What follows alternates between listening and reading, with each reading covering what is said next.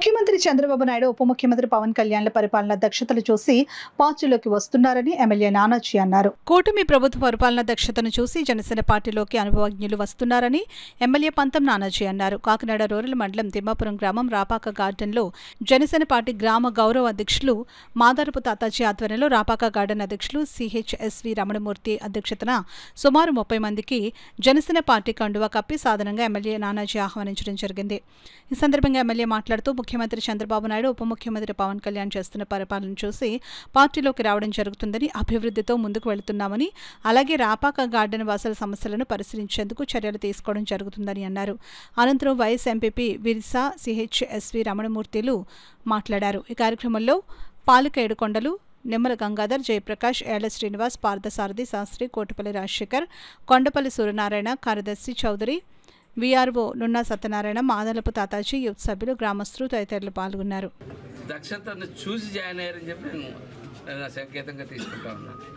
ఆ దక్షతనే ఇవాళ ఆర్థిక పరిస్థితులు బాగున్నప్పటికీ కూడా పవన్ కళ్యాణ్ గారు అయితే, చంద్రబాబు నాయుడు గారు అయితే ఇవాళ బండిని ఒక రకంగా చెప్పాలంటే దొల్లించుకుంటూ వస్తూ ఉన్నారు, రన్ చేసుకుంటూ వస్తూ ఉన్నారు. దీనికి ఖచ్చితంగా త్వరలో మంచి రోజులు వస్తున్నాయి, రాబోతున్నాయి. కేంద్రం నుంచి పెద్ద ఎత్తున నిధులు తెచ్చే పని మీద పవన్ కళ్యాణ్ గారు తిరుగుతూ ఉన్నారు. దీన్ని బ్రహ్మాండం ఒక అడ్మినిస్ట్రేషన్ చేయడానికి చంద్రబాబు నాయుడు గారు ఎదురు తిరుగుతూ ఉన్నారు.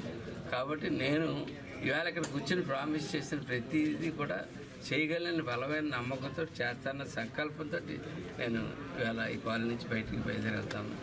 వచ్చినటువంటి పెద్దలందరికీ కూడా పెద్దలందరికీ కూడా ఇవాళ ఇక్కడ అందరికీ ధన్యవాదాలు తెలియజేస్తా ఉన్నాను.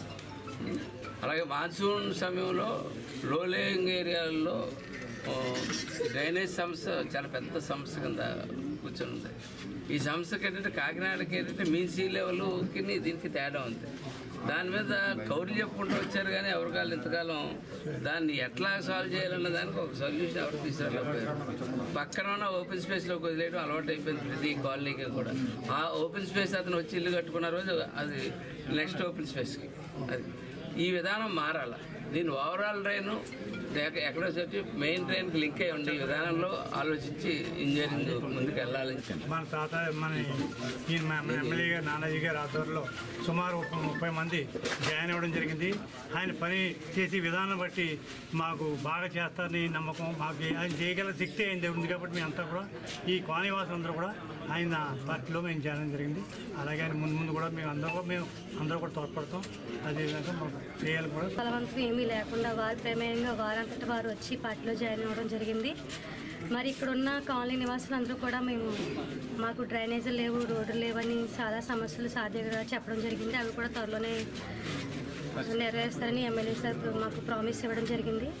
అలాగే ఇక్కడికి వచ్చిన ప్రతి ఒక్కరికి కూడా ఎవరు ఈ విధానం ఎవరికి ఏ విధంగా ఉంటుందని దాన్ని బట్టే జరుగుతుంది. ఏదైనా ఒక మనిషి వెంట జనాలు రావడం అంటే అది మామూలు విషయం కాదు. మరి మేమందరం కూడా తాతాజీ గారి వెంట నానాజీ గారి వెంట ఉంటాము. ప్రజలకు ఏ సమస్య వచ్చినా మరి తాతాజీ గారు నానాజీ గారు ఎప్పటికప్పుడు ప్రజా సమస్యలు తెలుసుకుంటూ, ఇంత తుఫాన్లో కూడా ఎవరు కూడా రారు, కానీ తుఫాన్ అన్ని రోజులు కూడా సార్ కానీ ఇద్దరు కానీ వాళ్ళ ఆరోగ్య విషయం పక్కన పెట్టేసి జనాల కోసం, వారు పడుతున్న సమస్యల కోసం తెలుసుకోవడం కోసం వారే ప్రయాసపడి ఇంత దూరం రావడం జరిగింది. ప్రజల పట్ల వారికి ఉన్న అభిమానం చాలా విలువైందని నేను భావిస్తున్నాను.